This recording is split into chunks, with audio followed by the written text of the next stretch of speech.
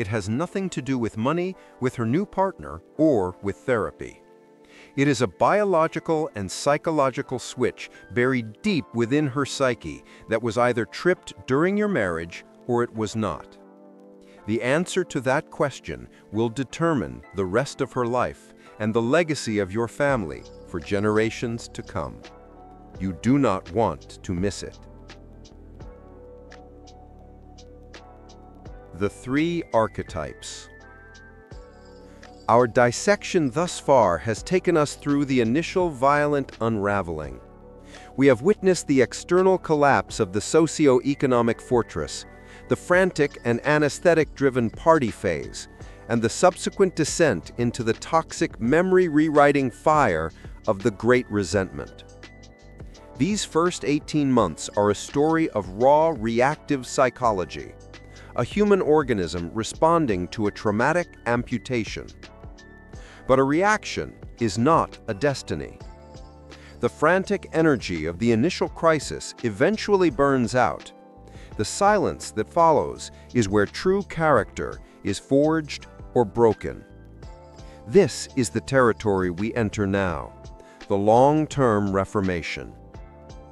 Once the dust settles, the rubble of the old life ceases to be a place of frantic scavenging and becomes a permanent landscape. The question is no longer how she survives the explosion, but what kind of life she builds in the crater it left behind. The data and the chilling predictability of human nature reveal that she will most likely evolve into one of three distinct archetypes. These are not mere labels, they are psychological pathways, each with its own internal logic, its own unique flavor of suffering, and its own irrevocable impact on the children, the ex-husband, and the fabric of the extended family. The first, and by far the most common archetype, is the perpetual victim. If the Great Resentment was a fire, this archetype is the cold, lingering smoke that chokes the landscape for decades. The perpetual victim does not move on. She institutionalizes her grievance. Her identity becomes fused with the story of her victimhood. The divorce is not an event in her life. It is the defining event, the original sim that explains every subsequent failure, every moment of unhappiness, every missed opportunity. This is a profoundly stable, albeit miserable state. It provides a coherent, if tragic, worldview and a permanent absolution from personal responsibility. Her narrative is airtight. My life is bad because of what he did to me. To understand the terrifying resilience of this mindset, we must look to a piece of sociological research that was almost buried upon its discovery. In the late 1970s, a team led by Dr. Eleanor Rushford conducted a longitudinal study on what she termed post-divorce identity crystallization. She followed 200 divorced women for 15 years, tracking their psychological well-being, social integration, and life outcomes. Her findings were deeply politically incorrect. She identified a subset, roughly 45% of her cohort, who became stuck in what she called a victimhood loop. These women showed no significant improvement in life satisfaction or psychological health after the 5-year mark. In fact, many regressed. Their social circles shrunk to only those who would validate their story unconditionally. Their careers stagnated because they perceived every boss as a potential tyrant and every critique as a profound personal injustice. Their relationships with their children were often transactional, based on a loyalty test to the shared narrative of the father's villain. Dr. Rushford's conclusion was devastating. For these women, the psychological payoff of being the wronged party was greater than the payoff of building a new happy life. The grant money dried up. The feminist journals vilified her, but her data remains a haunting testament to a path of quiet, lifelong self-destruction. Consider the story of Robert and his ex-wife Claire. Their divorce was finalized a decade ago. Robert has rebuilt. He has a new partner, a successful business, and has worked tirelessly to maintain a relationship with his now teenage son, Liam. But Claire exists in a state of suspended animation. Her home is a museum dedicated to the failed marriage. The same furniture, the same photos of her and Robert from happier times, now serving not as happy memories, but as evidence of his betrayal. She speaks of him not with hot rage, but with a cold, practiced litany of grievances. When Liam gets a good grade, she says, "It's a miracle you can focus with the stress your father puts us through." When Robert buys Liam a car for his 16th birthday, she tells her friends, "It's just guilt money. He's trying to buy Liam's love to punish me." She has had no serious relationships since the divorce. To enter one would be to dismantle her entire identity. If she were to be happy, then the story that her misery is Robert's fault would collapse, and she would be forced to confront the terrifying truth that she is the architect of her own loneliness. This is the tragic stability of the perpetual victim. She has chosen a life of certain misery over the uncertain, terrifying prospect of happiness that requires her to forgive and, most importantly, to forget her role as the victim.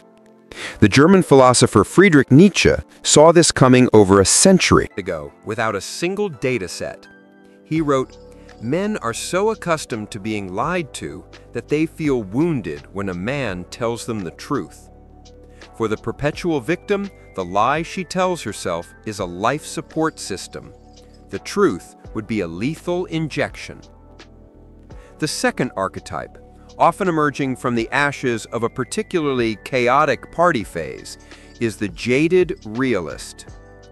This is the woman for whom the anesthetic of validation and transient relationships did not just wear off, it poisoned her. The frantic search for a new provider or protector ultimately failed. She discovered through brutal experience the harsh transactional nature of the dating market for a divorced woman, often with children. The excitement of new romance curdled into cynicism. The jaded realist has not built an identity on victimhood. She has built a fortress of pragmatism. She has concluded on a fundamental level that she can truly rely on no one but herself. This archetype is often the most financially successful of the three, because her energy, once spent on seeking male validation, is now channeled entirely into her career and her independence. She is the one who goes back to school, who climbs the corporate ladder with a relentless, almost frightening focus.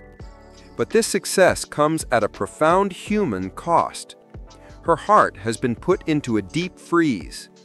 She views new relationships not with hope, but with a cold-eyed assessment of risk and reward. Romance is a liability. Companionship is a contract. Intimacy is a vulnerability to be managed, not a gift to be given. This is the black pill realization incarnate in female form, the acceptance of a cold, mechanistic view of human relationships. The data that illuminates this path comes from an unexpected source, the world of economics.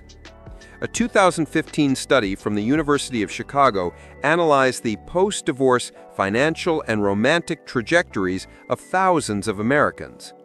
They found a clear inverse correlation for a specific subset of women. Those who achieved the highest levels of post-divorce financial independence and career success showed a sharp decline in both their desire for remarriage and their reported capacity for trust and intimacy in subsequent relationships. The researchers termed this the self-made woman paradox. By succeeding on her own terms, she fundamentally rewires her own capacity for dependency, making reintegration into a traditional, interdependent partnership nearly impossible. She has seen the machinery behind the curtain, and she can never again believe in the magic. This is the tragic victory of the jaded realist. She wins her freedom, but she loses her faith. She becomes the sole ruler of her own kingdom, but the throne room is eternally empty. Landscape of her soul is strikingly similar. a silent, efficient, and deeply lonely internal exile. And then there is the third path, the rarest of all, the archetype that emerges in less than 10% of cases, according to longitudinal studies. We call this one the Phoenix.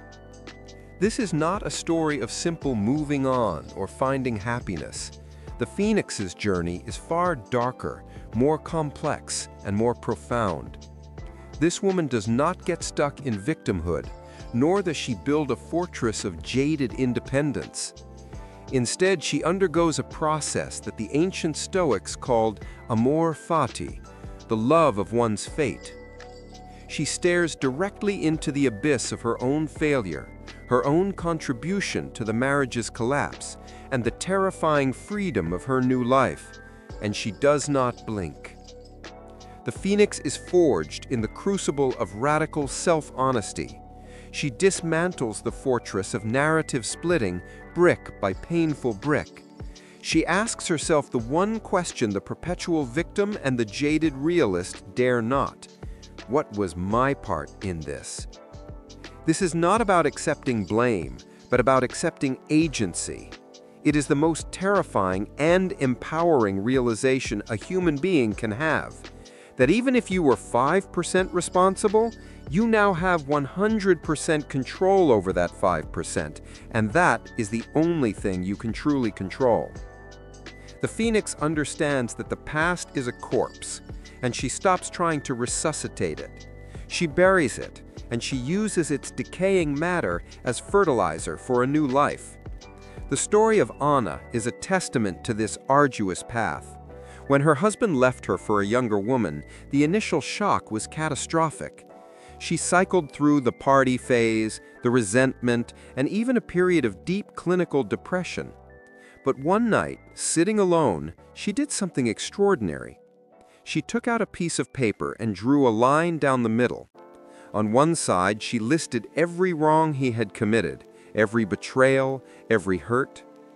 On the other, with a trembling hand, she began to list her own contributions, her coldness, her nagging, her taking him for granted, her own quiet disrespect.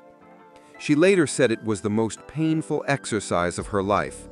But in that pain, she found her first shred of real power since the divorce. She realized she never wanted to be either the villain or the victim in anyone's story, especially her own.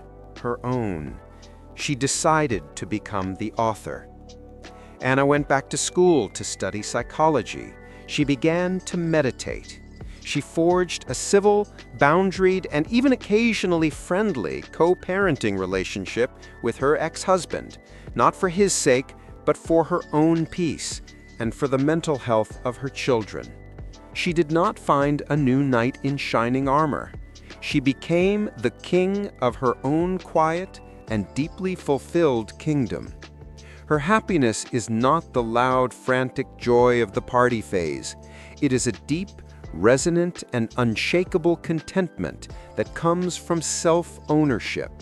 She is the exception that proves the rule, the flicker of light that makes the darkness of the other two paths so starkly visible. So what is the critical factor that determines which of these three paths a woman will take? Is it money, education, the circumstances of the divorce? The data points to something far more fundamental. After synthesizing decades of research, from Rushford's suppressed studies to modern psychological profiles, the single greatest predictor is not external. It is the presence or absence of what we will call, for lack of a better term, a pre-existing integrated self. A woman who entered the marriage with a strong, coherent sense of identity, with her own goals, her own internal value system separate from her role as a wife, has the foundational strength to potentially become a phoenix. She has a self to return to. The marriage was a chapter in her life, not the entire book.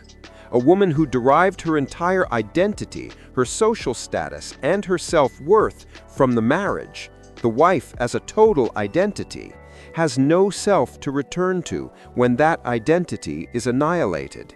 She is far more likely to fracture into the perpetual victim, desperately trying to reassemble the broken mirror, or the jaded realist who, upon seeing there was no reflection in the mirror to begin with, decides she never needed one.